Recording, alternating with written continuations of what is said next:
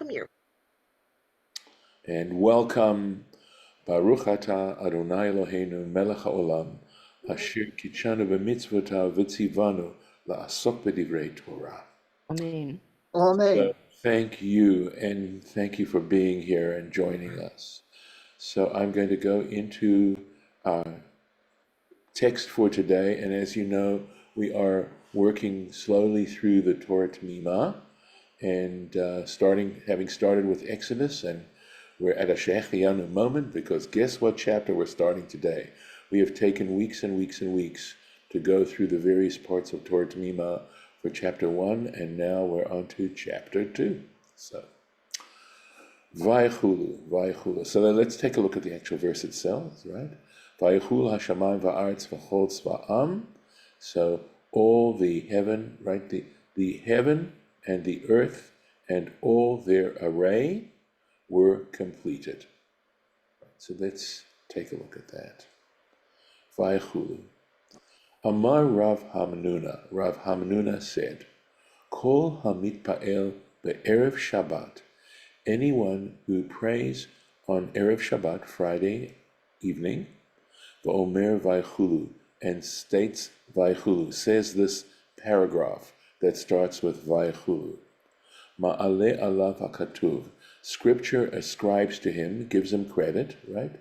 Ki'ilu ne'esa shotef ha'kadosh baruch hu, as if he is a partner with the Holy One, blessed be He, the Ma'aseh Reshit, in the work of creation. Shene'emar, as it says, Vaychulu hashamayim, and it says, as it says, Vaychulu hashamayim, al tikra Vaychulu, don't read Vaychulu as if it has a vav here, ela I believe, Vayachlu. So without the vav. Now, what I love about these statements is they are deep and they really require deconstruction, and that's why we have Torah Temimah. He is going to come to do that. So, and also, of course, when we see these kinds of things, essentially what Rav Hamnuna is saying, even though it appears to be something mystical, that there's great significance in every element of our lives and what we do. And essentially, that's an essential issue within mysticism, is that one of the things that mysticism does is it breaks apart the tiniest components of our activities and our thoughts and our speech, and tries to express them in a cosmic kind of way. And that's what we just did. We just made a statement that took the microcosm of saying Vaychulu on Erev Shabbos, right? Before you make Kiddush, that's where you usually say it. By the way, it's also said on Friday night during the davening, right? We say it a few times, and says it actually has cosmic significance. It actually launches you into a place where you are sharing in the divine creation of this universe. At any rate, Piresh Rashi has explained Vaychulu, that this word Vaychulu, which for those of you who have a little understanding of Hebrew grammar know that that's a plural, right? HaKadosh Baruch Hu v'zeh. That is to say, the Holy One, blessed be He, and this, because it's plural. Shemisaper bishfacho shel hakmakom. Okay, why? In other words, this one, the person who's doing it, he is discussing the praise of the Holy One, of the place, in other words, of God. Ad kan lashono, that is the quotation from Rashi. Those are Rashi's words, right? That when you are saying this particular paragraph, you are stating God's praises in an extremely profound way, and we are going to go on to try and analyze that a little bit.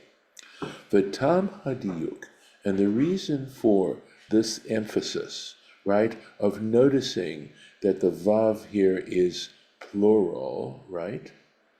Kinir'ehu, so, but not just that, but the whole idea of making such a statement, kinir'eh, it appears, who, mishum, on account, dehalashon vayachulu chaser vav, that this word vayachulu in the Torah is lacking a vav, that is this vav between the kaf and the lamed, moreli famim, and when it doesn't have that vav in it, it sometimes has the meaning of pi hakativ, that we have to also look at the meaning of the word without the vav. In other words, it's read as vaychulu, but it's spelled differently. Gam al kliya v'hefsed, that in fact the word without the vav can mean destruction or extinction, v'hefsed and loss. Umilashon vayichlu bechirik, and this would be then pronounced vayichlu, which means to come to an end, right? In other words, it's destroyed, it no longer exists. Kamo ad kalotam. There is in Samuel 1, in chapter 15, it talks about having completely destroyed. And it could have to do with the commandment of Saul to destroy the Amalekites utterly. The Ozvei Hashem Yichalu, I think is how this would be pronounced. In Isaiah chapter 1, it says, those who depart from God will come to an end, will be destroyed. For Imkain, and if this is the case, Heve HaMashma'ut Kan, the meaning of it, the intention here is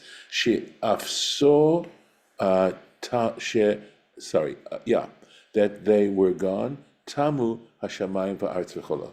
That is to say, that they came to nothing.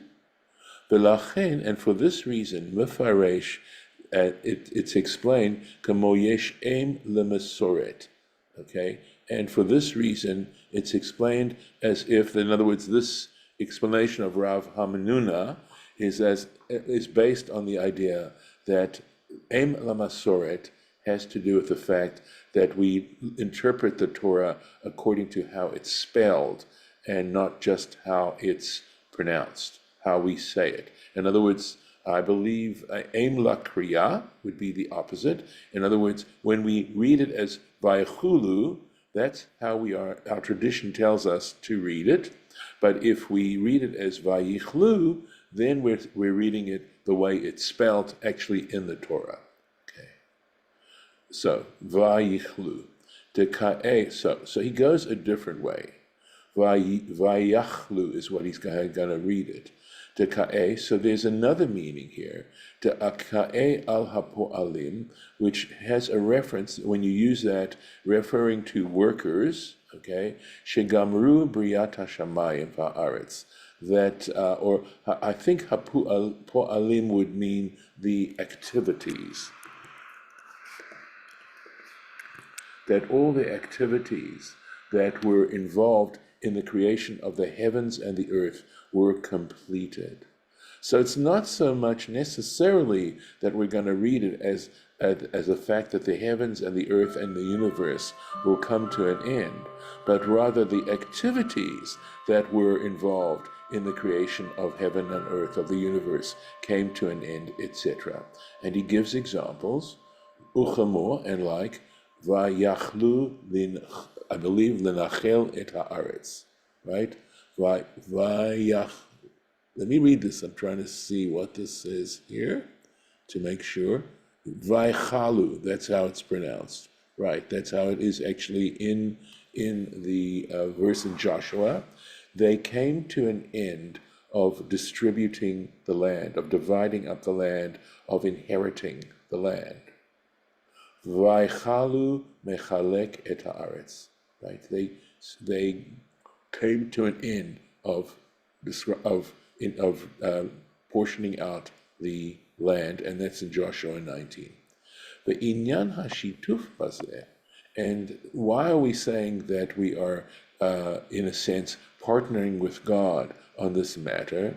Nira hakavana, it appears that the intention is de kevan de omer, because since the one who says shekol maaseh breshit nigmaru, by saying that all the work of creation had been completed, Harehu modeh he is acknowledging shelo chaser hakadosh baruch hu be'olamo klum, that the Holy One has not left out, that there's nothing missing in the universe, that when God came to create the universe was completed entirely, you might say perfectly.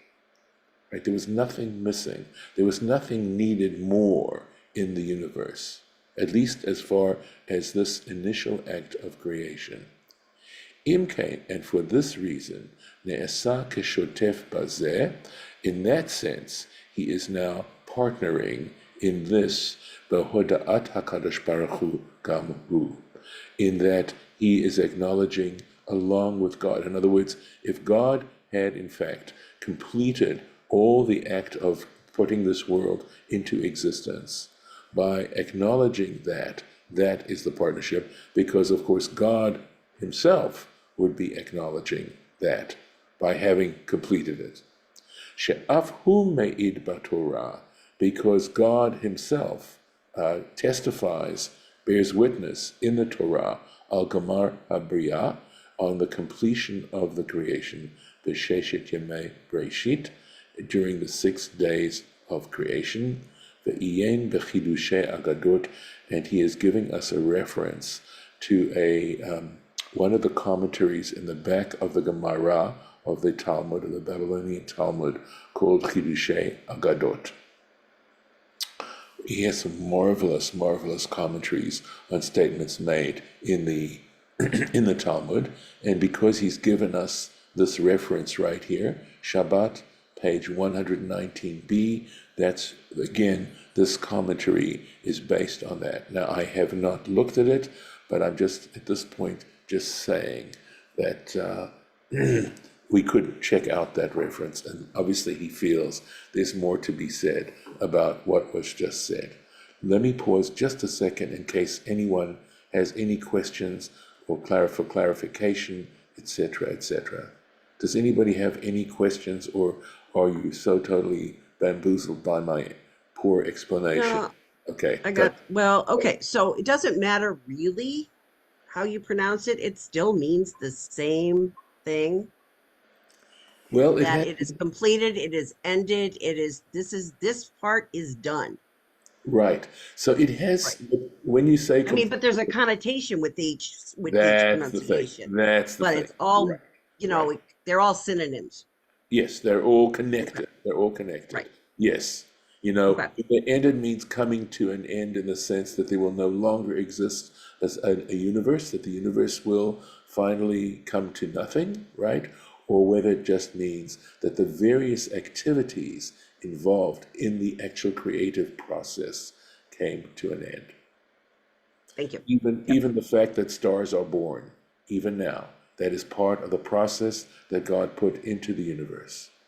Yep. And actually, when you start to meditate on that particular thought, that is pretty cool and goes quite deep, right?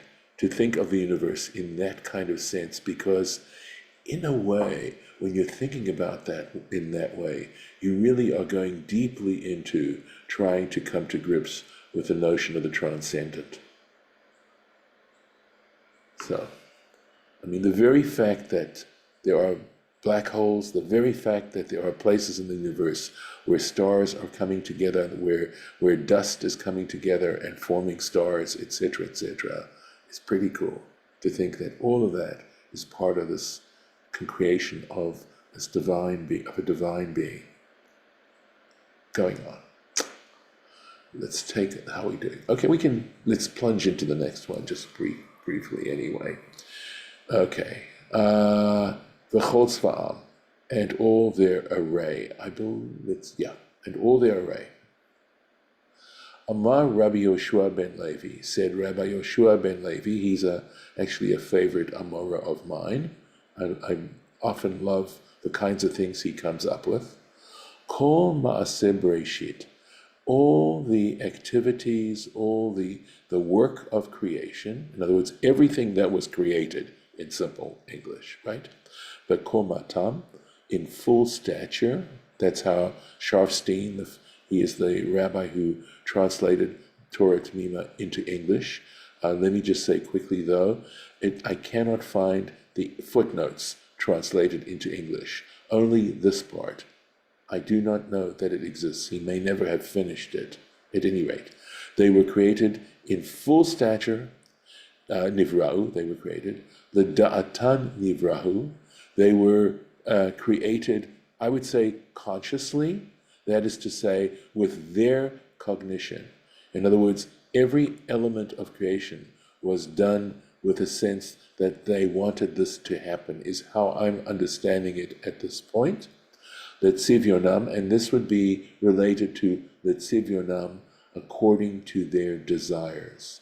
That every element of creation came into existence in this particular modality.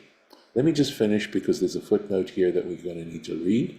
Shinemar, as it states, Vaychulu hashamayim va'artz v'chol tzva'am, as it says, the heavens and the earth and all their tzva'am, right? We're going to look at that word, were completed.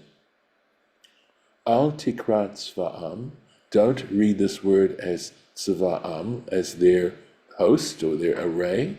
Ela tzivionam, there's that word tzivionam, right up here too, right? In other words, their desire.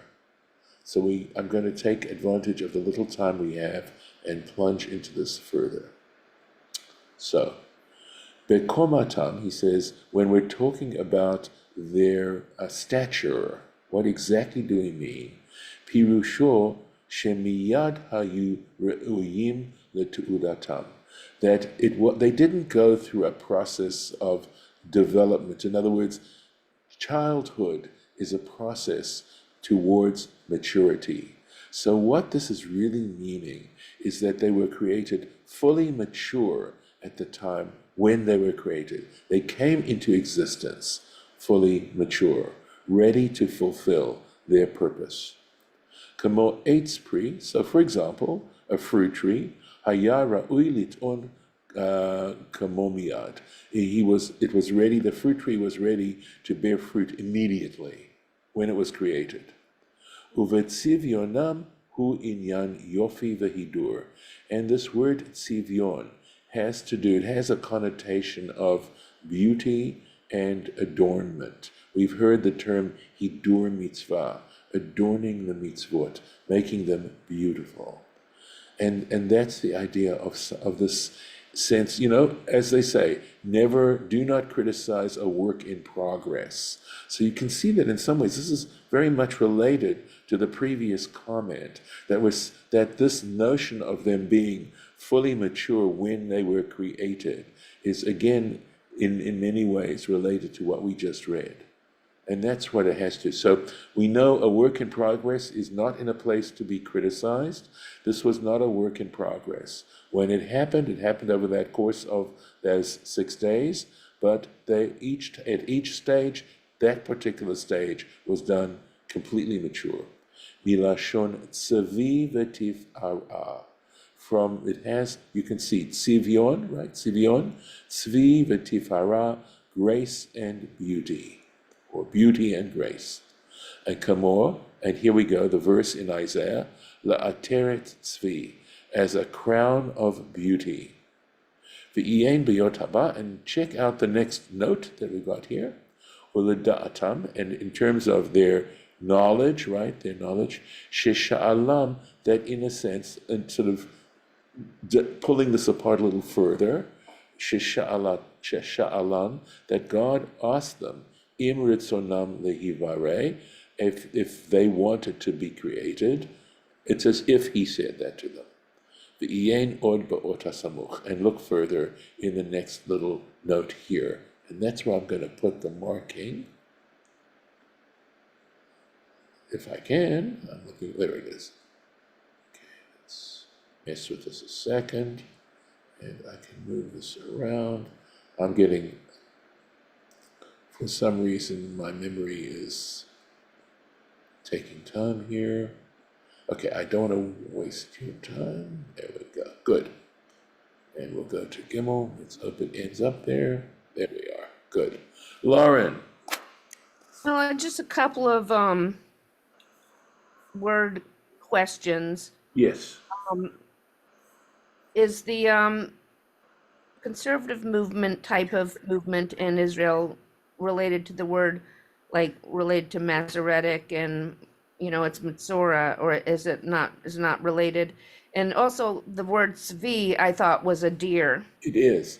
That's because deers, I'll answer the second question first, and that is because a deer very often is a beautiful, graceful animal, right? It looks graceful, it walks in a graceful kind of way. Okay. But to get to the first question, so the word Masora often means traditional, right? Limsor means to hand over. That's the sort of background meaning of, or even the most direct meaning of the word Masorah. In other words, Masorah means something that was handed over to you. Limsor, to turn over, to hand over. Are you saying Memsor with two mems? Or meansor? What is the word you're saying? As the Okay. root? Limsor, Masar, Mem Samach Resh. Masar means to hand over. So it's not related to Mamzer. No, not at all. That's with a Zion, and there's Okay. no. That is from the word Zara, which means strange, right? Unusual, something like that. So the Means Masoretic abnormal. notes and the Masoretic text means specifically what? Means the text that was handed down over the generations. So is that referring to both the Kriya and the Ketiv? Okay, it's so when we say Em la Masoret, I believe it's referring to the way in which we actually write the Sefer Torah. Okay, we talk about the Ketiv and the Kri, right? How it's written and how it's pronounced. So, by the way, of course, Masorah is with an S, right? If we were to transliterate it, whereas Mamzer is with a Z, different word. So, yeah. So essentially, the reason why it's called the Masorti, right? In Hebrew, it would mean traditional. So, in a sense, on the one hand, ideally, we put a lot of weight on the tradition, but we don't go to the extent of orthodoxy, which puts much more weight on tradition than we do, right? I think it was Rabbi Saul Waxman, who defined conservative Judaism as tradition and modernity. And in that way, I would say that Heschel, for me anyway, as a conservative Jew, is a true spokesman of the philosophy of conservative Judaism. That he is able to articulate a profound way so that it isn't Judaism light, L-I-T-E. It's serious Judaism, but trying to take into account what Waxman said in saying it's tradition and modernity, both of these things. As I could editorialize in terms of what has happened, but who knows? Maybe these things happen in waves. It's 10 o'clock.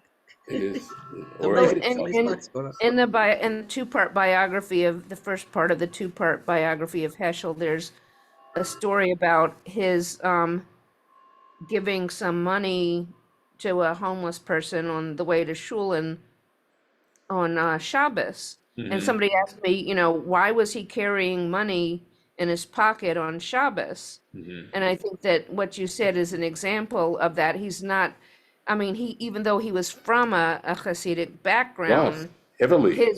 his attitude was more, and also his civil rights activity was more in the moment, in the country, doing his best, to save the world. And so tradition is, part of the weight of what he's doing, but also what he has to do to help people is another part. Right. I agree. I mean, this is essentially what I love about conservative Judaism, is that it tries, if from an Orthodox point of view, one isolates oneself from the rest of the world's population, Right. right? When, I mean, look, people choose monasticism. It is a choice, right? Mm-hmm. From my perspective, I mean, the tragedy is that we don't appreciate the tradition sufficiently, that modernity has overwhelmed us as a movement, and that there's not as much of a balance as I personally would like to see. I mean, there are others who can, probably argue with me and give a very good argument. But my sense is that to the extent that people don't keep kosher anymore, people don't keep Shabbos anymore, and it's not even necessarily keeping kosher on the level of, well, I have my shechita and you have your shechita and I won't eat your shechita, not that kind of thing. But at least on a sense of saying, yeah, we don't eat biblically forbidden foods. We also won't eat meat that isn't slaughtered in a kosher way, in the traditional way. And we won't mix milk and meat. Not necessarily that we have to take our dishes to the mikveh before we use them. Okay? But the best Right. part, I think, is the idea that as a conservative Jew, I can affirm that I think there are many other religions that have as much validity in their communities, and that God, in God's greatness, that it is in fact an articulation of God's greatness, that God created such a variety of ways for people to come to love Him. Not just Judaism, but for me, that was the invitation I received. I'm very grateful for that invitation. I really, really am. But I'm not going to somehow make second-class citizens people who aren't Jewish. I don't think that's appropriate. Or people who Correct. can't keep kosher because they live in a community that doesn't support it, or because they can't afford kosher meat. Yes, I'm not saying those. Yeah, but then you could choose to be a vegetarian. I know, but So, that's a little unfair that yeah. only, you if you can afford it, that you can eat meat and, you know, So, Lauren, what I would yeah. say is that the way in which I try to resolve that is to say that each person, first of all, to notice that my own practice is hardly perfect, okay? And that people have to come to this in their own way. I live up in Santa Rosa getting kosher meat. I'm so fortunate because Trader Joe's happens to have kosher meat.